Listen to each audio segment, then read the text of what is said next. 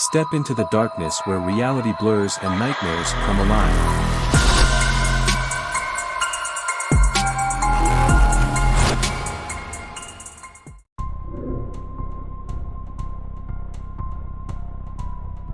The sun hung low on the horizon, casting long shadows across the quiet suburban street where I lived. As I walked home from school, my gaze was drawn, as it always was, to the abandoned house at the end of the block. It loomed like a dark specter, its windows boarded up and its paint peeling, a stark contrast to the well-kept homes that surrounded it. The house had been vacant for as long as I could remember, a relic of the past that seemed to hold its secrets close. Rumors swirled around it like whispers in the wind, tales of tragedy and despair, of a family torn apart by madness and death. Despite the warnings of my friends and the disapproving glances of the neighbors, I couldn't shake the feeling of curiosity that gnawed at me whenever I passed by. I had always been drawn to mysteries, to the unknown, and there was something about the abandoned house that called out to me, beckoning me to uncover its secrets. One day, unable to resist the pull any longer, I made up my mind to explore the abandoned house on the corner.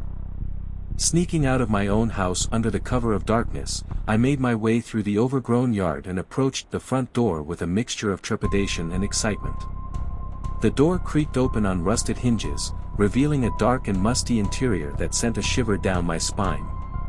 Stepping inside, I was enveloped by shadows that seemed to swallow me whole, the air heavy with the scent of decay. I moved cautiously through the abandoned rooms, my footsteps echoing off the walls like a haunting melody.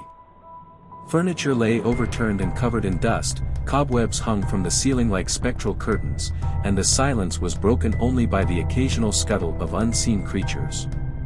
As I ventured deeper into the house, I felt a sense of unease settle over me like a suffocating blanket. It was as if the very walls themselves were watching me, waiting for me to uncover their long-buried secrets. And then, as I reached the top of the stairs and entered the master bedroom, I saw it, a figure standing in the corner, its form shrouded in darkness, its eyes gleaming with a malevolent light. I froze, my heart pounding in my chest as I stared at the apparition before me. It seemed to sway gently in the darkness, its features twisted and contorted into a grotesque parody of humanity. With a trembling hand, I reached out to touch it, to see if it was real or merely a figment of my imagination. But as my fingers brushed against its icy skin, a voice echoed in the depths of my mind, a voice filled with sorrow and rage, a voice that whispered of untold horrors lurking just beyond the veil of reality. I stumbled back in horror, my breath coming in ragged gasps as I fled from the room and out of the abandoned house. The darkness seemed to press in on me from all sides, a suffocating presence that threatened to swallow me whole. When I finally emerged into the light of day, I collapsed on the overgrown lawn, my body trembling with fear and exhaustion. And as I looked back at the abandoned house on the corner, I knew that I had uncovered a darkness more terrifying than I could have ever imagined, a darkness that would haunt me for the rest of my days.